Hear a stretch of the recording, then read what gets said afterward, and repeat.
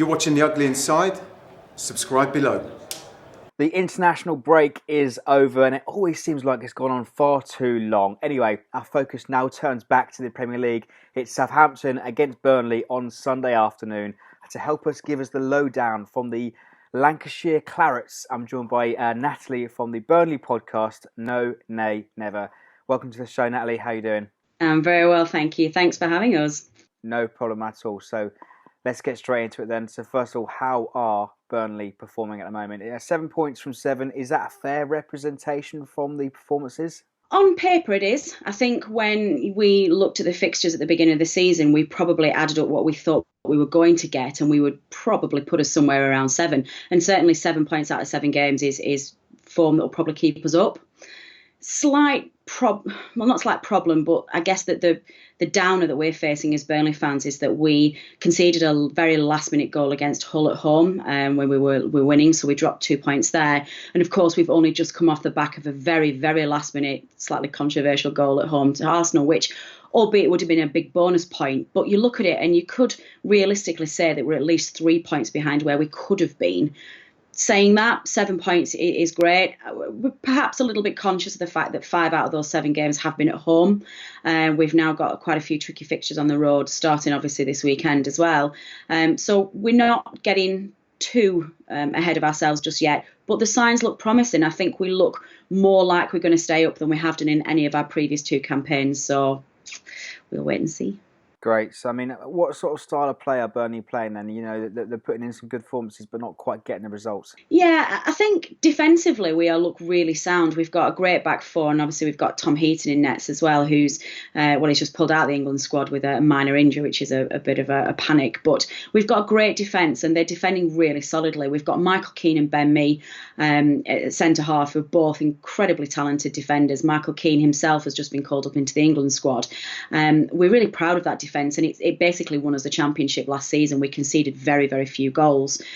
Away from home, that defence hasn't exactly proved to be rock solid. We have conceded a few goals on the road, but against Leicester and against Chelsea, I guess you can't really complain too much. You're always going to struggle in the Premier League away from home to teams like that.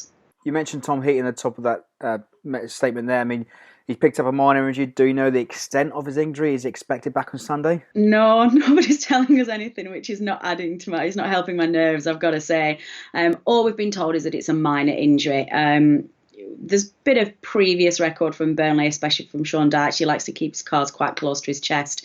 You know, he'll sometimes come out and say it's a minor injury, and I know he did it with Dean Marney a couple of times, our midfielder, and suddenly he was out for 8 weeks. So I'm really keeping everything crossed that that's not the case. But I expect that we'll hear more once the internationals are over tonight and attention turns back to domestic games from tomorrow. So I think our guys usually do their press conferences around Thursday, so I'm expecting to hear something then. So if it is the bad situation that you're hoping, what sort of miss would he be for the squad? Obviously, he's been called up to the England squad now. He's one of the top keepers in the Premier League right now. Yeah, I think if he's missing, I might actually have actual tears. It's difficult to put, I guess, any gravity on one particular player. It is a team game and it is a squad game. But Tom Heaton has been an incredibly good keeper for us, and he really organises that back four very, very well. And they play as a really solid unit. And to have another, I think it would be Paul Robinson that comes in as cover for him. He's not Matt Sharp. He's ancient as well, isn't he? He's ancient. I mean, he's got tons of experience, but you know, he's not used to playing with those players. And we really, really, if we've got any chance at all on Sunday, we desperately need to keep that back four in place. Now, you mentioned earlier on as well a lot of away games coming up. I've read through your your results so far. There's been no points picked up away from home. No, some heavy defeats as well. And we're absolutely rocking right now. We haven't conceded in all six competitions. So, who would you say could cause us difficulties on Sunday? Yeah, well, thanks for that little start. That's not made me feel much better at all. I did look at that before tonight. I was like, oh God, like we're not scoring any goals and you're not conceding any. So I think the best we can hope for is a 0-0 draw and try and get a point. I think you need to watch out for Stephen Defoe.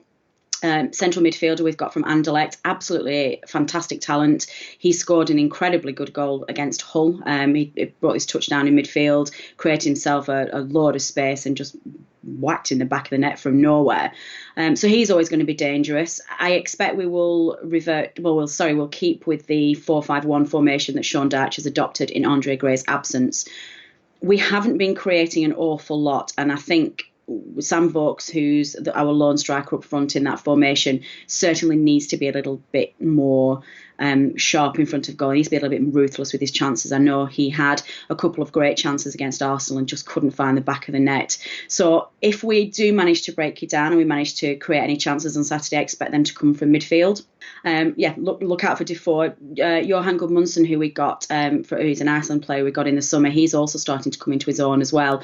And of course, we have picked up Jeff Hendrick as well. So that with Di Marni in midfield, are really starting to create quite an exciting dynamic midfield. So yeah, as I said, I expect any chances to come from there. And there's a little bit of internal interest actually with some of the players representing both clubs. Obviously, Jay Rodriguez and Charlie Austin both play for Burnley, and Sam Vokes, you've got a Saint in your ranks as well. Yes, I know.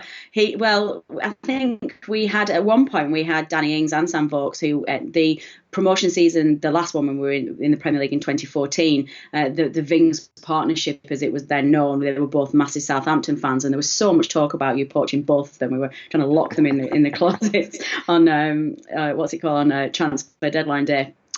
Jay Rodriguez, he came through the Burnley youth ranks. We still see him as one of our own. He's an incredible talent. You are so lucky to have him, and I think we would have him back in an absolute heartbeat.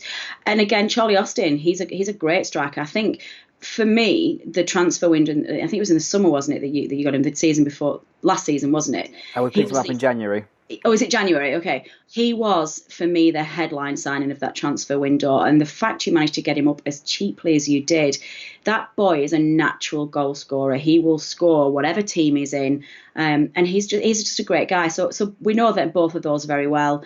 And yeah, they're great players. We miss them. So finally then, to wrap things up, let's have a score prediction. Then you'd take a 0-0. I'd snap your hand off for a 0-0. I have a thing on the No Nay Never podcast which gets a little bit of stick from some Burnley fans, but it's called the reverse psychology, and it's a feature we did last season when we were going for promotion, when we were struggling around Christmas time. We were around the mid-table, and we didn't even look at that point. We were going to get into the playoffs, never mind win the league. And I started a feature on the podcast just basically saying I was going to go just predict a heavy defeat every week, and we didn't lose a game after that. So the superstitious one in me is keeping that in board. So I'm going to stay true to my reverse psychology roots, and I'm going to say that Southampton are going to thump us 5 or 6-0, which means we're going to win. Sorry. Do you know what? I would take 5 or 6 all day long. But yeah, Natalie, I bet you would. Natalie, you've been great. Thanks for joining me. And if you guys at home want to check out more Burnley content, make sure you head over to the No Nay Never Burnley podcast. All the links are down in the description. But for now, don't forget to like, share, and subscribe for more. Cheers, Natalie. And one final note, in case you've missed it this week, Francis Benali, club legend, local hero and superhuman, has been running and cycling to every single Premier League and Championship club, raising money for Cancer Research UK, hoping to raise 1 million. He will be finishing at St Mary's on Sunday afternoon, so please do come out and give him the homecoming he really does deserve. Donate what you can. It's really easy. All you need to do is text Fran, F-R-A-N, to 70200 to donate one of these. £5. So please do donate to the pot and give him that homecoming that he really does deserve.